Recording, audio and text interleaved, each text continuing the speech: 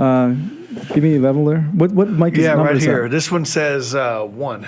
One. Okay, One. what is this? I don't even know. Come on, it's just so embarrassing. This one says 3. 2. Can't really read this. That's 2, so we'll turn that off. What does Is this one me? say? This one says 1. Hello. Okay, so we're 1 and 4. Yeah. Okay. Now that's kind of funny because there are only There's 3 mics. microphones, yeah. That's kind of funny. Let's just jump into it. Okay. Hello, West Texas. Thank you for joining the Talk at 10 show. My name is Jason Kolker. I'm the guest host today as we speak with David Beebe. David Beebe has been in Marfa for about 7 years. And we here at Marfa Public Radio have taken great pride in introducing the audience, the listening audience, to the people and the personalities that make up the Marfa community, that make up the West Texas community. David Beebe is definitely one of those. David, how are you doing? Just fine. I've been here for almost 8 years. You've been here for 8 years. So I know that you came from Houston. Tell us what you were doing in Houston before you came to Marfa and how you ended up here.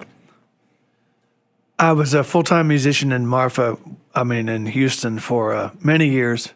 And I also co-owned a club called the Continental Club, which is affiliated with the one in Austin, but is one in Houston. So I was doing music full-time and helping out running the club part-time. And on the side, I was doing electrical work as well.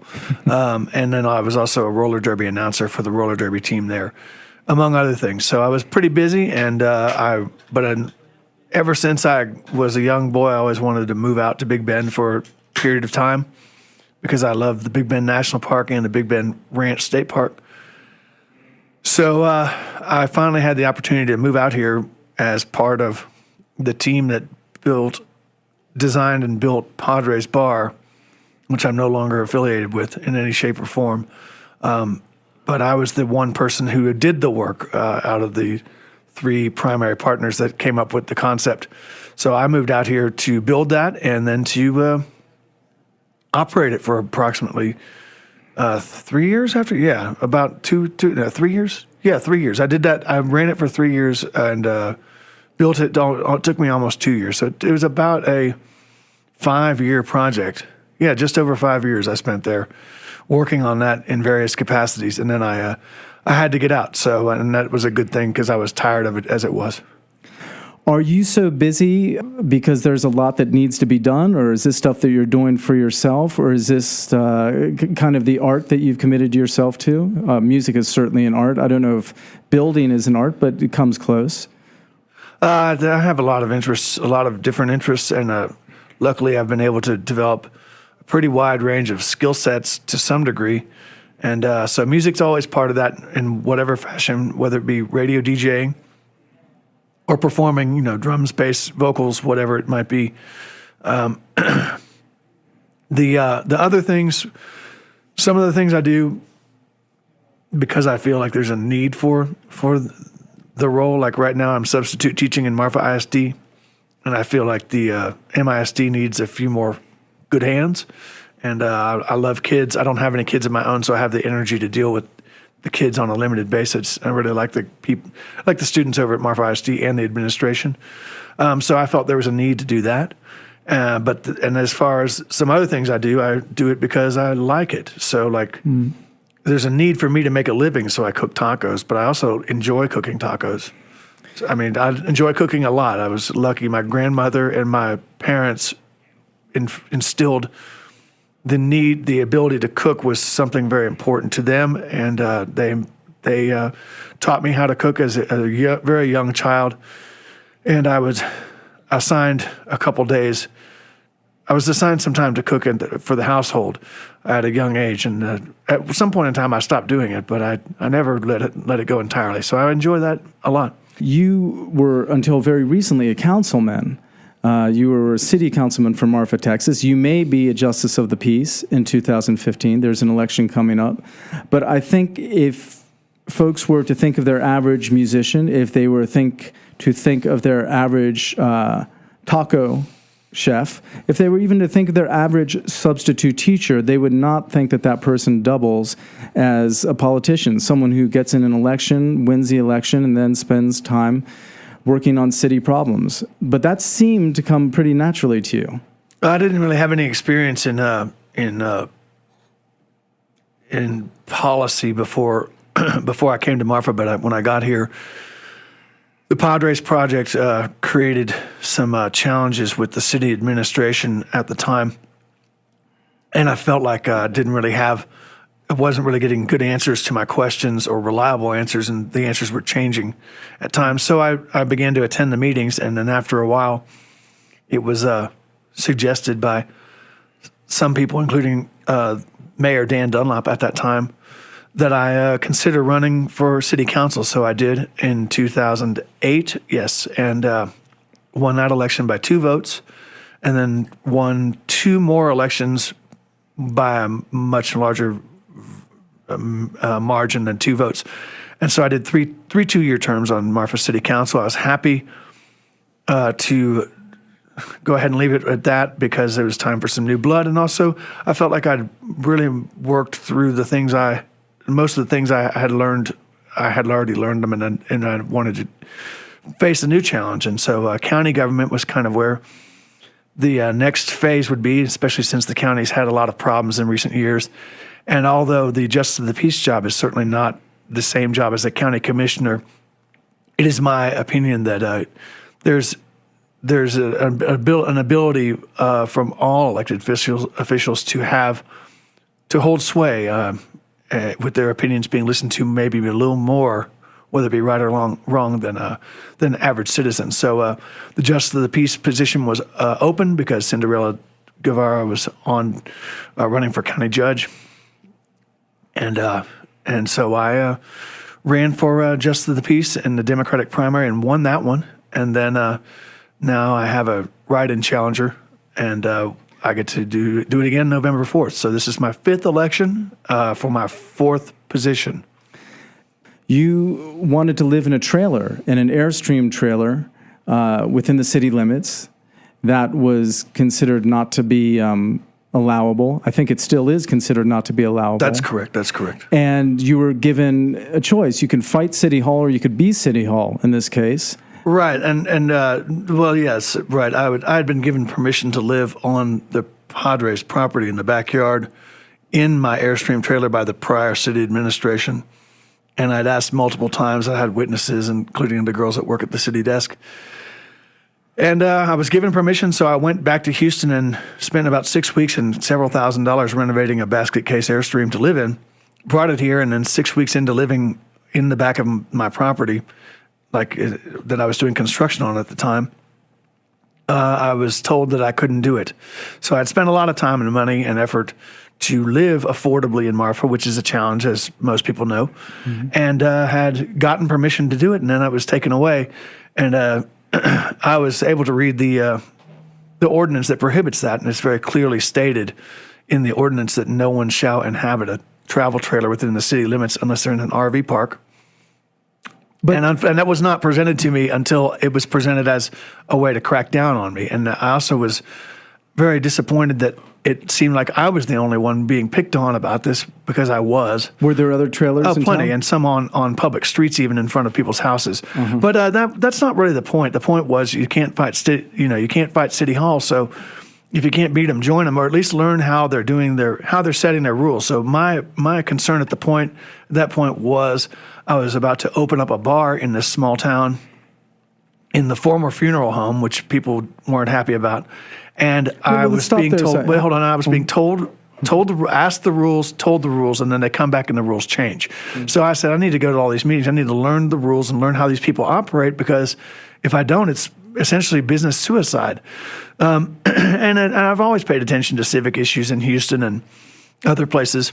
I read the paper all the time, and all the papers that I can get a hold of. So I'm kind of a nerd on that stuff. I like that stuff. So it turned out to be a good fit. And at the end of the day, I didn't try to challenge the ordinance or even challenge the selective enforcement of the ordinance so much, except for I brought it up. The selective enforcement I did bring up quite a bit, but I don't really necessarily want people to be kicked out of their trailers on their own property. I don't, that's how the ordinance reads, and it should either be enforced or it shouldn't, but it's It's still on the books, unfortunately. Maybe I should have done something about that. So stepping away from policy, I think it's really interesting that you should choose in your middle age, as we're both in, you're younger to middle age, to choose to live in an Airstream. A few ironies in your life. As a musician, you're not really seemingly interested in fame, given by the career choices you've made musically and where you play. As a businessman, you don't seem to be terribly interested in riches or profit. Again, just looking at some of That's the true. business decisions you've made. And It's true. I'm really not much interested in that at all. and as a guy who grew up in some fairly good conditions, you don't seem very interested in creature comforts. Well, I think I mean, creature comforts. As a space, the space I inhabit within my Airstream is quite comfortable for me. It's a small space, granted, and it's not really would not be comfortable with more than one person because of its size. But I consider it to be really cozy, and I like it. I like it as much as I like almost anywhere I've ever lived. Do you have electricity? Yes, I have electricity. Do you have indoor plumbing? No, I do not. Okay. I do have indoor plumbing, though, in a space that I lease. And I use the indoor plumbing to do all my cooking, and I use the restroom Right. there. And So- I have access to indoor plumbing, just not on the premises of the place I sleep. I think in the traditions of the United States, when you have indoor plumbing that is not actually in the doors of your home, it's not considered indoor plumbing. Well, okay.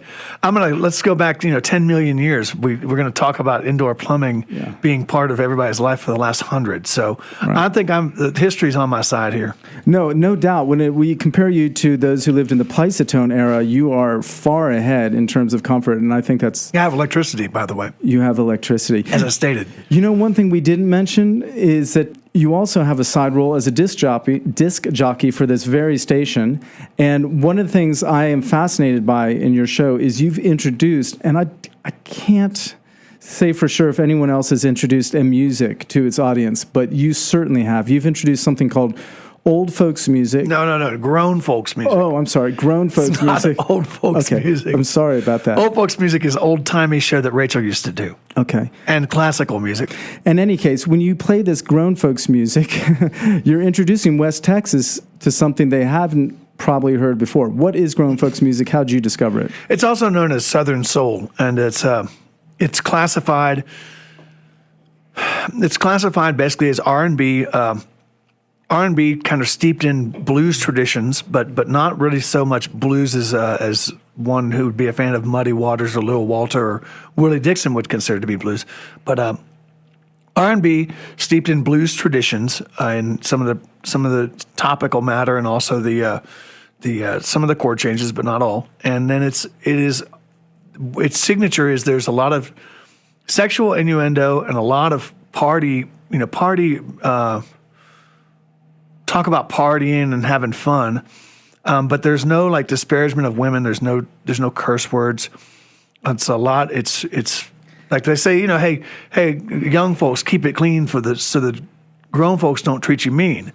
And it's really a music for the I'd say the over 45, like urban and suburban African American set. That's who it's really most popular. And I learned that in Houston.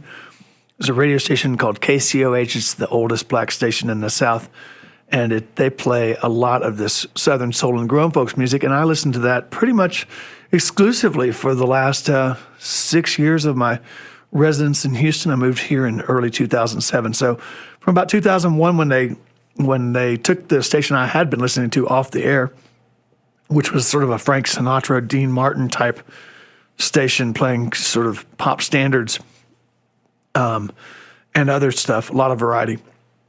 I moved down the AM dial to KCOH, which I'd listened to as a younger person, and kind of rediscovered this music. It mixes in with the Otis Reddings and all that stuff. They play everything: Al Green, Earth, Wind and Fire, Commodores, all that stuff, plus all these newer artists that that kind of take their cues from guys like Johnny Taylor and Tyrone Davis. My take on your show is that it was almost a Trojan horse to bring in a style of music that you liked quite a bit and you knew was not listened to much out in West Texas. A music which, by the way, you didn't mention this, a music which, by the way, has a heavy faith component to it. That's correct. Yeah, it does. And it seems that your show is now one of the longest running ones on the station. Hey, the longest running shows, yeah, it is, but it's also, don't forget the time slot is quite late at night on a Tuesday night when there's not a lot of other local programming that might replace it. We're talking with David Beebe here. David Beebe does a number of things around town. He runs the Boys to Men taco trailer. He has been a city council member. He may be, in 2015, the Justice of the Peace for Presidio County Precinct number 1. He plays in a number of bands, and he is a disc jockey here at the station. You were just saying that, what were you just saying? I was talking about grunt folks music, and basically, I like the music. It's really fun.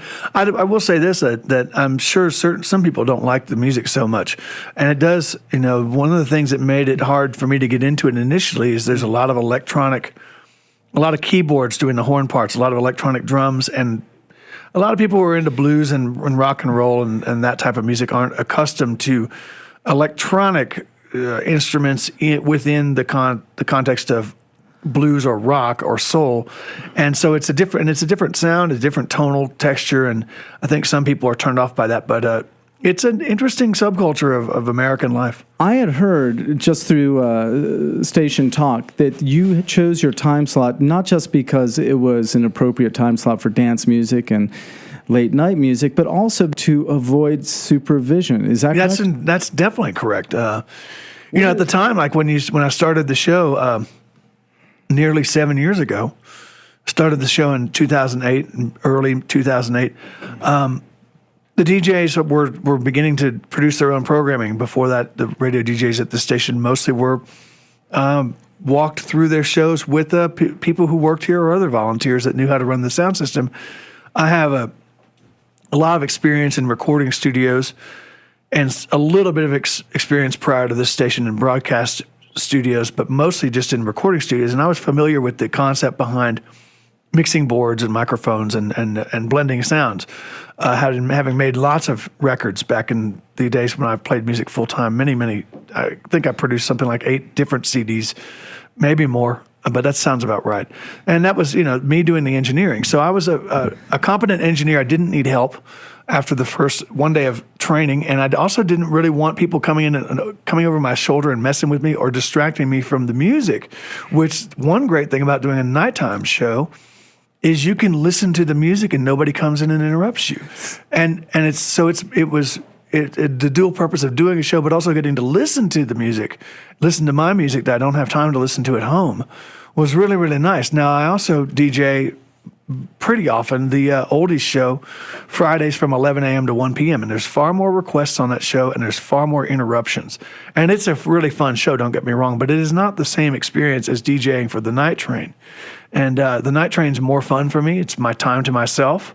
But I get to share some cool tunes with other people. People do call in and email in requests. We get that too. So it's a nice balance, but I'm locked in the studio by myself, I've got the music turned up loud. It's really fun for me.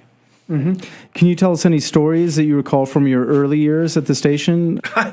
Not necessarily. I mean, I really, I remember that when Drew Stewart was here, there was a contingent of people who would drink whiskey in this studio, mm-hmm. And I think it was a top down situation. But no, this station is actually pretty normal. Mm-hmm. I myself had some rowdy night trains where I got inspired by music and maybe had a couple beers as well. The power of music, yeah. Yeah, but these are days in the past. And the other thing is I used to record the programming, then the program would be reviewed by a member of the staff the next day, and I got a lot of feedback from that. That was good for the first year or two of the program to get the feedback. But then eventually, I just decided that there was no need to record the show anymore. I'd like to talk a little about this taco trailer that you run. This is not an advertisement. I only bring it up because you have such a novel way of working with this project.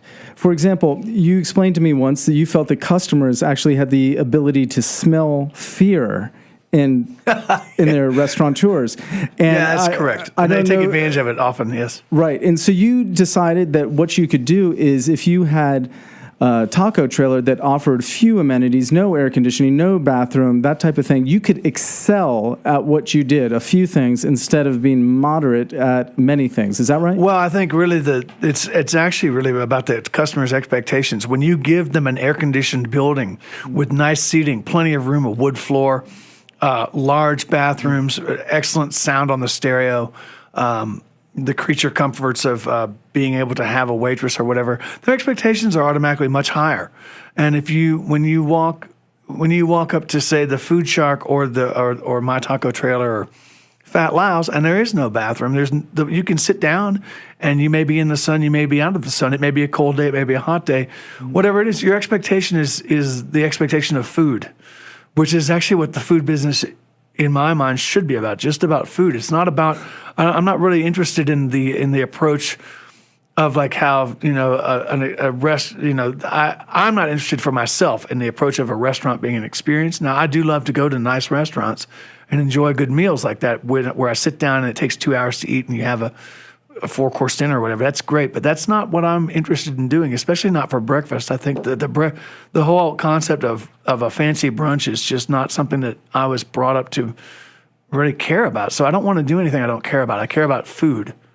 Some of the other trucks in town, and food trucks, they may have a beautiful lady at the window or a novel artist at the window, and you have, in your own way, adopted also kind of a novel presence at the window, but it's separate, it's different. Well, the truck is trucks. called Boys to Men, so we have only males working in the trailer. I wanted to have a no nonsense, a guy working the truck who would show up at 7:38 in the morning, even if he stayed out all night, and that's what I got. That good help around here is really hard. Reliable help's very hard to get, and I get along with this guy.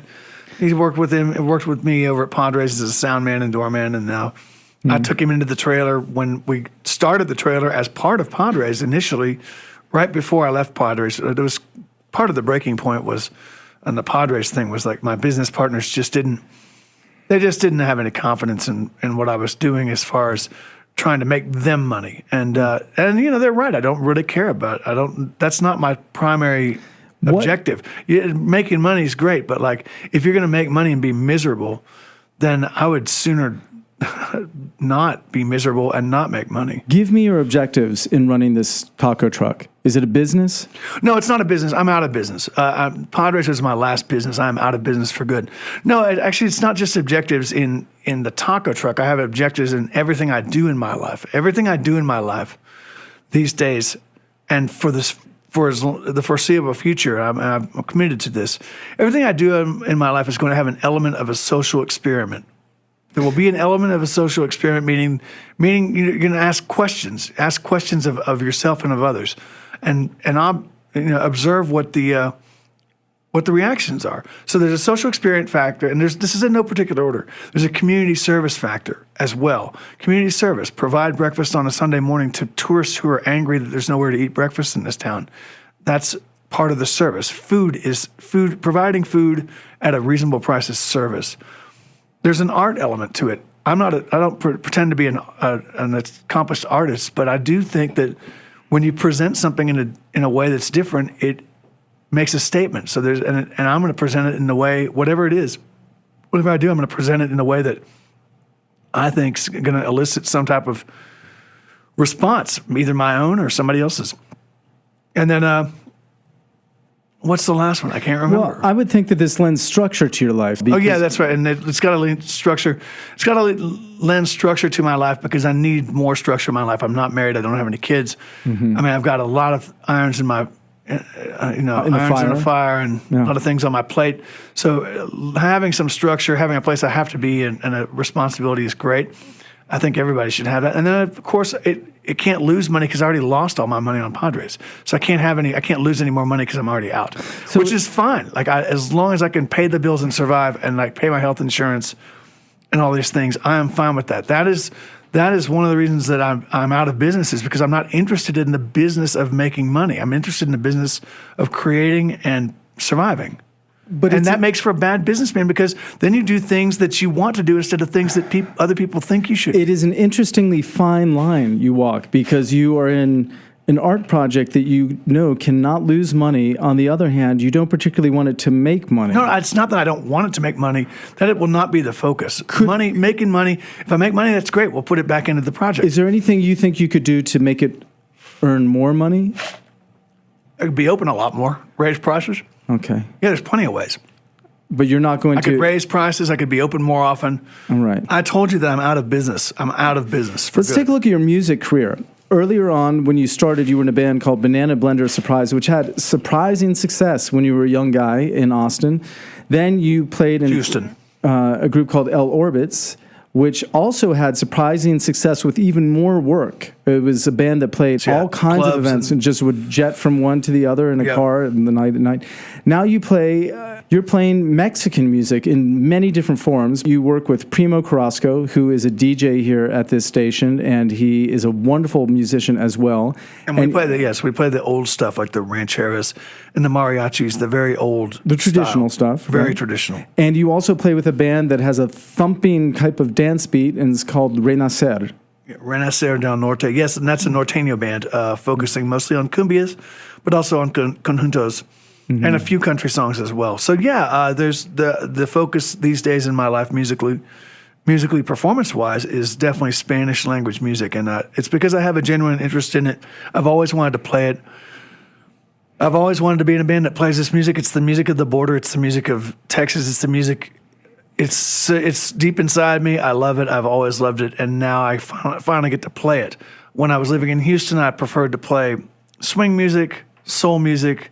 And back in the old days, I played a lot of rock and roll and wrote my own material, but I don't really do that anymore. You say you've always loved it, you enjoy the music, but you don't speak the language, and you had to learn this music. It's not music. That's correct. Right. Who did you learn it from? How difficult was that? Well, the music is, you hear the music. If you grew up in Houston like I did, and you live in Austin for a little while to go to college, and you move out here to Big Bend region, you've heard this music everywhere. You don't hear it in Home Depot, but you hear it everywhere else. And Houston's a great place to learn, Spanish language music, traditional Spanish border music, because it's everywhere. And they've got a bunch of great radio stations, and the music is just, you walk into Fiesta Mart, it's playing there. So this music, these standard tracks that everybody plays, have been in my life since I was a little kid, and they're always there. The fact that I didn't understand what the words said at the time doesn't mean that the music's not in my body. I did not ignore the music. You were asked to get a louder, clearer, stronger bass rig. Why did your band members, does this kind of music... Well, for the norteño sound, one of the signatures is a very strong bass. Mm-hmm. Bass in overall bass drum and bass guitar is like the focus of the groove. And so they didn't insist that I get the system, actually, but I was having trouble being loud enough for their tastes. And the amplifier I was playing out of is a great amplifier, but it's old, and it was not sounding good at high volumes. It was distorting and very noisy. I had trouble defining the notes myself, and my hearing is somewhat damaged from playing rock and roll for many, many years, but also I think primarily from shooting guns when I was a kid. I did a lot of hunting and a lot of riflery. And the guns I can't express, like, you need to wear earplugs if you're firing guns. Mm-hmm. It's much worse than just standing in front of a speaker. Last musical question. How did you meet Primo Carrasco? I met Primo Carrasco at Padres because you brought him in. I mean, I'd seen him before, and I think I'd even spoken to him casually, but you brought him in as you said, hey, what do you think if we have this guy who plays traditional Mexican music come over and play like on a Wednesday happy hour at the club? And I was cooking hamburgers on Wednesdays. I did a couple days a week in the kitchen over there when I was running the place. I said, that'd be great. I'd love to have that. That's the kind of music I want in here. And we had norteño bands playing there. We had Aquario and Aventa play there, and Grupo Éxito used to play there on a regular basis. So, and we always had great crowds with the Spanish language music. Really, it's a great way to go out here if you're running a venue. We brought in Primo, and it was a different situation. I was cooking in the kitchen. I could hear him playing. I was like, oh man, this would be really cool if I could someday sit in with him. So I actually got a different cook and asked him if I could sit in, and from that on, we just went. David Beebe, you are a former city councilor. You may be the justice of the peace for this area. You have a radio show. You have sometimes another radio show during the day, the Oldies Show. You play in two bands with Primo Carrasco and Renacer del Norte. Is that right? That's correct. You have a business where you cook food, tacos. I do the recycling also. Astro and commercial that's recycling. what I want to end on. So you do recycling as well. This is the last. Well, this is also being phased out. I was going to say this is the last hurrah of Marfa Recycling. Not entirely. Tell us the story. Well, the story is very long, but let's start with the end of your working at Padres. When I started Padres, I wanted to do things that I had not been able to do at other clubs I owned or managed. And before I co-owned the Continental Club in Houston and managed that, assistant managed that, I had club management positions prior to that in the 90s in Houston at large venues. And one thing that I was always bothered by is that we never recycled anything besides cardboard. And we only did that to save space in the dumpster, because in Houston you contract. There is no city garbage pickup for businesses. You have to contract with the provider. And so, the difference between recycling cardboard and not recycling cardboard was usually an extra $79 pickup for BFI. And so as a manager, I was recycling the cardboard to save money and also to recycle the cardboard because the recycling center wasn't too far away. Anyway, to make a long story short as possible, when I opened up Padres, I wanted to pay the employees a regular wage instead of the tipped wage, and so they could have a living wage.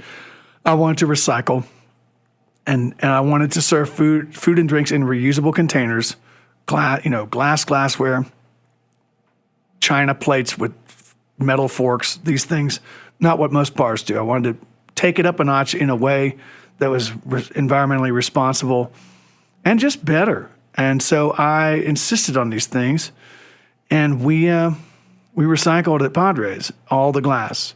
Take it to Alpine to the glass machine guy that was before the glass machine was at the Flanders Recycling Center. The guy, Mark, I can't remember his last name, did that. And so Mark Batista, that's his name. So anyway, when I left Padres, they weren't really interested in any of this stuff. There was a number of things that I was doing that they weren't interested in continuing, and were ready to, and they pretty much just lopped all that stuff off at one time. So I said, look, I'll recycle for you all in addition to adding new clients around here, and I will recycle until and some of these trash cans are yours, and these recycling cans, I will recycle on credit until I've paid off the cans at $25 a can for the used cans. So I did that. I recycled for Padres for a year after I left and did not send them a bill. I kept track of it and kept the cans. In the meantime, I signed up 17 other clients to recycle paper, cardboard, mixed paper, cardboard, newspaper, aluminum cans, steel cans, plastics 1 and 2, and glass. And the glass is the big one. And so I did that for all these bars and all these restaurants and all these places and only businesses. And that worked out pretty well for quite some time until the glass machine in Alpine reached a point where it really couldn't handle this. And the two reasons it couldn't handle it, first of all, more people were recycling in the Alpine area. And then second of all, they just couldn't handle it. The machine is worn out. David, I recognize I'm cutting you off. We have 45 seconds left. I'd like to fill it up with some lists. Who are your two favorite musicians currently? Two favorite?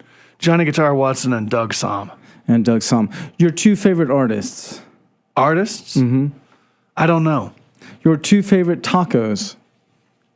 Marfa Burrito and Chico's Tacos in El Paso. Your two favorite radio stations?